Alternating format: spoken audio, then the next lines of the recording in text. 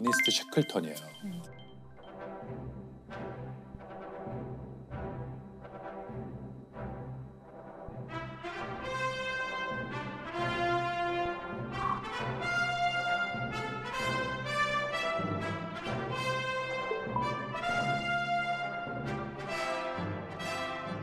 근데 이분은 그 원래 남극을 아주 젊었을 때 갔어요. 28살에 남극을 스콧, 그 유명한 스콧하고 갔거든요.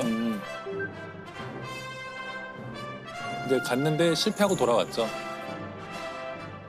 근데 이분은 남극에 뭐가 있는지 두 번째로는 이제 스콧 아니라 자기가 자발적으로 또 해가지고 또 자기가 이제 탐험대를 조직해서 남극을 가요. 근데 탐험대를 조직하는 게 그 천문 그거랑 되게 비슷해요. 펀딩을 해야 돼요. 사람들이 돈을 막 크라우드 펀딩. 크라우드 펀딩을 해서 막 소액 헌금한 사람도 있고 막 기부도 받고 부자들 만나면서 설득해야 돼요. 돈이 많이 들잖아요. 네. 그런 탐험은 거의 우주선 띄우는 것만큼 돈이 드니까 제안서를 잘 써야 돼요. 잘 써야 되겠죠. 다들 작가들이겠네. 네, 그리고 영업에 좀 이게 다 대가들이에요. 그 탐험을 떠난 사람들 보면은 설득을 먼저 하는 게 우선이거든요. 근데 셰클턴에서 어쨌든 설득을 잘해서 배를 하나 또 타고 갔는데 이번에는 남극에 거의 한 190km 정도 지점까지 남극점까지 가요. 네. 그 정도면 거의 서울에서 한 대전 뭐 좀 그렇죠. 넘어가는 그 정도까지 얼마 안 간 남았네요. 거니까 탐험이라면 거의 다 간 셈이죠. 네. 근데 셰클턴은 안 되겠다 돌아가요. 왜냐하면 식량이 떨어지고 그래가지고 돌아와서 눈물을 머금고 돌아오거든요. 돌아오는데 스콧 경은 그 다음에 이 사람 다음에 가요. 네. 그 스콧 경도 역시 그 남극에서 노렸잖아요. 근데 스콧은 남극에 못 간 줄 아는 분들이 많이 계세요. 스콧은 남극에 가긴 갔어요. 네. 또 스콧이 왜 사람들이 이렇게 비극적이라고 생각하냐면 남극에 갔더니 방금 전에 다녀가신 분이 계신 거예요. 아 그게 노르웨이 아문센이에요. 아, 그래, 그러니까 남극점을 처음 간 사람이 아문센 아니에요? 아문센이에요. 맞아.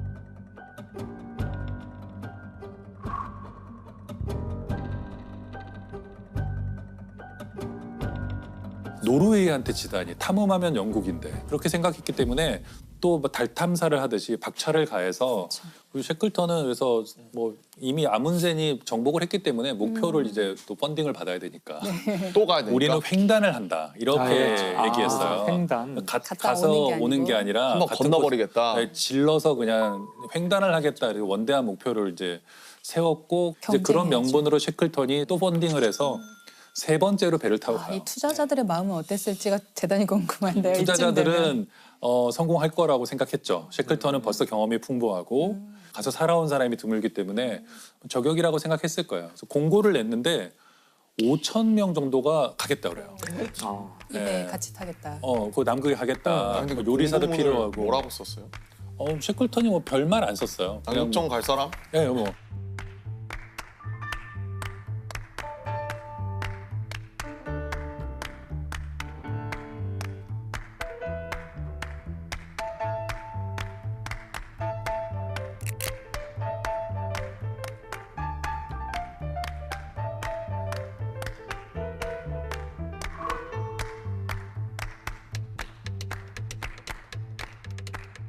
세 번째 탐험을 떠나는데 뭐가 문제였냐면은 그 부빙이라고 하는 거, 그러니까 얼음덩이들이 떠댕기잖아요. 남극까지 가지 못하고 그 어디선가에 거기에 갇혀요. 네. 갇혀가지고 배가. 야, 배가. 그 얼음 사이에 갇혀서 거의 한 10달 정도를 얼음에 갇혀서 있어요. 어디도 못 가고. 도착도 못 하고? 근데 이게 가만히 있는 게 아니에요. 남극점으로부터 점점 멀어져요. 멀어지고. 그냥 아이고. 부빙들이 움직이니까. 그래서 그게 한 1000km 정도 움직여요. 움직이다가 이게 사진을 갖고 왔는데 와. 이런데 이제 갇힌 거예요. 그래서 처음에는 이 배 위에서 생활을 하다가 10개월 정도 지난 어떤 시점에는 얼음들이 이렇게 조여오면서 배를 부셔버려요. 이 사람들은 결국 배를 버리고 배에서 나오는데 가장 가까운 사람이 살고 있는 전초기지까지 무려 한 1900km 정도 떨어져 있어요. 200km. 여기서 제가 재봤더니 서울에서 몽골의 울란바토르까지 걸어가면 되는 거예요.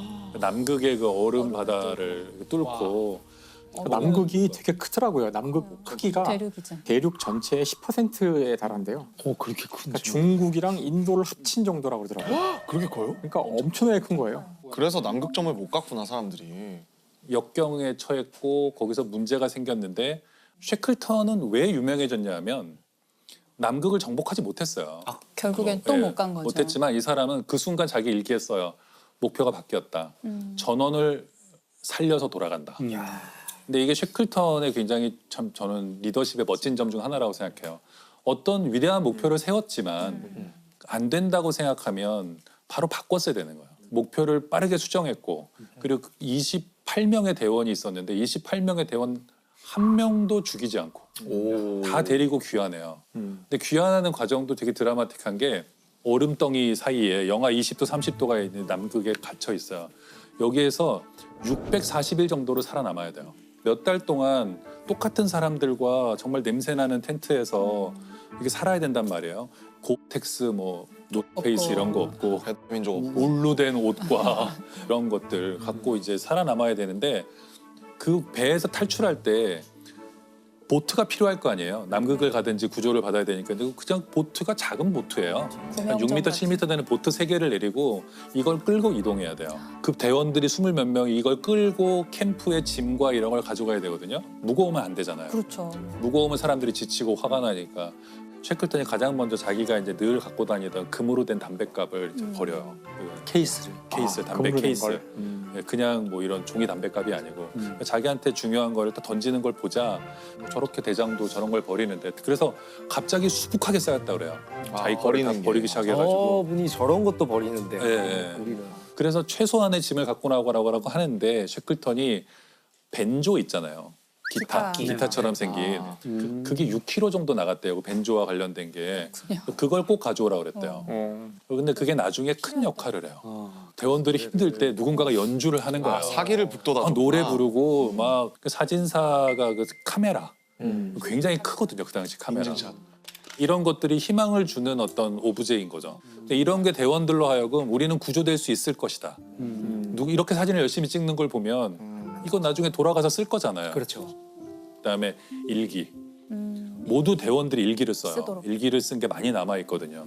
일기를 쓴다는 것은 우리가 굉장히 힘든 순간에도 일기를 쓰면 힘이 생기거든요. 그래서 이렇게 모험하는 사람들이 스콧경도 마찬가지 일기를 많이 쓰는데 부빙이 두껍고 안정적으로 보였는데 여름이 다가오면 점점점 부빙이 작아지는 거예요. 작아지고 얇아지고 쪼개지고 그래서 엘리펀트 섬이라는 작은 섬에 이렇게 대원들이 겨우 상륙해요. 막 얼음 쪼개지고 막 이러는데 겨우 상륙하거든요. 근데 거기 28명이 어쨌든 전원이 도착해요.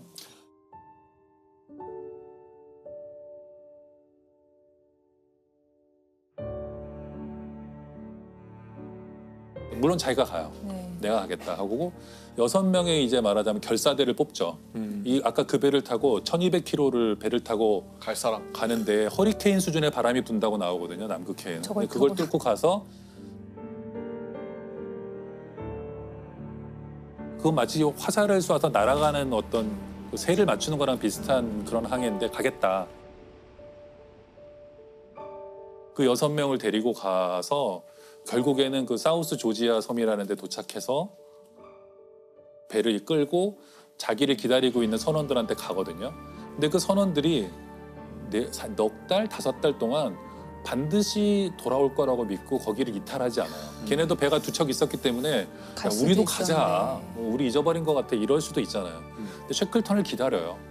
그래서 쉐클턴이 돌아와서 이 사람들을 다 구하고 돌아가요.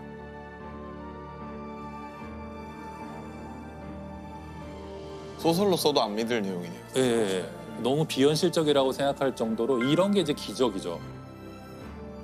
그런 리더십 때문에 쉐클턴이 다시 재평가가 되는 그렇죠. 거겠죠. 그런 면이 있죠. 굉장히 솔선수범하는 면도 좋고 윤리적이었다는 거. 굉장히 그 쉐클턴에 관한 모든 기록들이 깨끗하구나. 굉장히 깨끗하고 언제나 자기보다 이제 대원들의 안전 같은 것들을 이렇게 우선시하는 그런 것은 뭐 분명하고요. 저는 이제 거기에 또 하나가 있다면 대원 하나하나가 다르다는 것을 알고 그 대원 성향을. 하나하나의 성격을 열심히 관찰하고 쟤는 ENFP다. 뭐 그런 식으로 그리고 얘는 약간 좀 불화를 일으킬 것 같다. 좀 잘난 척이 심하다. 자기 텐트에서 재웠어요. 다른 대원들에게 불화를 일으키지 못하도록. 그럴 수 있으니까. 또 얘는 별로 할 게 없네 그러면은 뭐라도 일을 맡겨줘서 할 일을 만들어주고 그냥 무조건 나쁜 사람은 없잖아요. 그렇죠. 상황에 안 맞는 사람도 있는 것이고 지금 당장 뭐가 불만인 것도 있을 것이고 이제 쉐클턴은 그거 하나하나를 다 이제 만족시키거나 아니면 그에 맞는 자리를 주려고 노력했고 또 하나 이제 제가 아까도 잠깐 말씀드렸지만 저는 문화 예술의 중요성 이런 걸 알았던 사람이라고 생각해요. 탐험가로는 드물게. 글쓰기. 네, 그리고 네. 놀이. 왜 예술을 언제 했었냐면 사람들이 이거 탐험을 했다 그러면 맨날 이렇게 뭐 끌고 가는 것 같잖아요. 간 날이 며칠 없어요. 견디는구나. 견디는 거예요. 좋은 날이 오기를 기다리고 이럴 때 이걸 견디게 해준 게 이제 예술이고 그러니까 굉장히 힘든 상황이지만 연주하고 축구 경기 열고 그리고 뭐 음악 감상회 같은 걸 열어요. 축음기를 하나 또 갖고 갔거든요. 예, 예. 크리스마스든 뭐든 억지로 막 기념일 같은 거를 다 찾아서 만들어요. 그리고 표류한 지 1년째 되는 날도 기념해요. 우리 기념일. 좋은 날 아니잖아요. 조난 기념일. 네. 이런 거. 야, 우리 드디어 표류한 지 1년 됐다. 또 먹자 이래가지고는 그런데 그 먹다 보면 그런 생각이 들잖아요. 어쨌든 1년 동안 살아남았잖아요. 그렇지. 그러면 순간적으로 기분이 좋아지잖아요. 대원들이 일체감을 느끼고.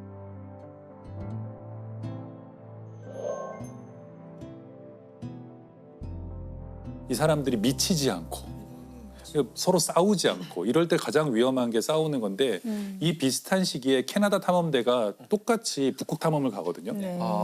여기는 일단 똑같이 그 부빙 속의 좌초예요. 근데 제일 먼저 리더가 이탈해요. 갇힌 지 얼마 되지도 난 않았는데 살겠다. 내가 구조대를 데리고 오겠다 그러면서 자기가 이탈하거든요. 근데 이 사람은 이탈해서 사라져버려요. 리더가 제일 먼저 이탈하자 남아있는 선원들끼리 서로 불신해요. 서로 파벌이 나눠지면서 반목하고 싸우고 죽이고 이래서 거기는 결말이 좀 끔찍했어요. 이걸 보면 쉐클턴 같은 리더가 얼마나 중요한가. 그러니까 신뢰를 주기도 하지만 놀게도 해줬잖아요. 늘 웃음이 끊이지 않았다고 그러거든요. 대원들이 자기 성대모사를 막 하고 그러거든요. 근데 그냥 웃어 넘겨요. 이렇게 하도록 하게 뭐 이러면은 막 웃고. 저희도 애들이 방쇼피님 흉내 자주 냈던 것 같아요. 그러니까 뭐 음악 들으시면 특유의 동작이 나오는데 그걸 뭐 저희끼리 있을 때 뭐 그때 긴장 확 풀리지 않아요? 엄청 풀리죠. 네. 근데 앞에서 해본 적은 아직은 없는 것 같습니다. 의외로 좋아하실 수도 있어요. 그러니까. 네. 저한테 질문하는 것 중에 그런 것들이 가끔 있어요. 그러니까 네.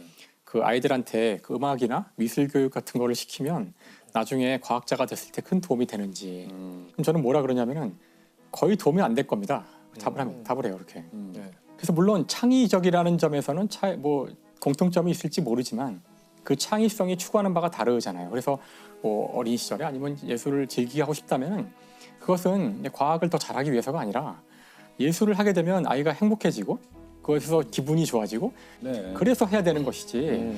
제가 돌이켜 보면은 저희 애가 말도 잘 못할 때부터 아동국 보러 다니고 네네. 걔가 이쪽을 걸을 필요도 없다고 생각했고 그럴 거 가능성도 없다고 생각했어요. 근데 뭐가 남았냐면 돌이켜 보면 다시 집으로 돌아오는 그 길에서 그 애랑 그걸 얘기하는 거 하고 있는 거예요. 그런 것들이 켜켜이 쌓이면서 그게 추억이 되고 그렇죠. 네, 우리가 좀 힘들거나 뭐 인생이 너무나 좀 팍팍하다고 느껴질 때 그런 추억들을 그렇죠. 떠올리면서 아 그래도 행복했다. 너무 좋네요. 어떤 학부모는 뭐냐면 아까 그 장면에서 뭘 느꼈어? 이걸 교육이라고 생각하는 거예요. 그러니까 애는 몰라. 이게 내가 쉬러 온 거고 즐기러 온 건데. 맞아요. 그 학부모님들 얘기하니까 저한테는 그 글 쓰는 것에 대해서 많이 물어보세요. 이제 저는 이공계 출신인데 책을 냈으니까 과학만 얘가 수학이나 과학만 좋아해서 탈이다. 그래서 작문하는 거를 글쓰기를 어떻게 연습하면 되느냐. 특별히 뭘 한 건 아니지만 일기를 많이 썼어요. 어릴 때 이렇게 대답을 했어요. 그랬더니 일기를 쓰라고 하면 될까요? 이렇게 여쭤보시는. 제가 항상 그 똑같은 대답을 하는데요. 일기가 생존에 도움이 돼요. 생존에? 네, 일기는 생존에. 생존에 도움이 되는 거고요. 어떤 의미에서 일기가 생존에 도움이 된다고 하시는 거예요? 지금 승무원들의 일기 같은 거죠. 그러니까 저는 청소년기 겪고 이렇게 막 중2병이 오기 시작했을 때 내가 너무 기분 나쁘고 힘들고 막 괴로웠던 일들을 일기에다 되게 많이 썼던 것 같아요. 그래서 그 당시 제 청소년기에 쓴 일기들은 거의 데스노트 수준의 데스노트예요. 근데 저도 어떻게 나한테 이럴 수가 저도 그런 것 있어. 같아요. 스스로를 구원하기 위해서 썼던 것 같아요. 네네. 그래서 그런 공개되어 있는 일기 말고 자기만 보는 다른 종류의 일기가 있어야 됐던 것 같고 그게 실제로 제가 굉장히 이렇게 어린 시절에 어려운 일들을 겪을 때 되게 많이 도움이 됐어요.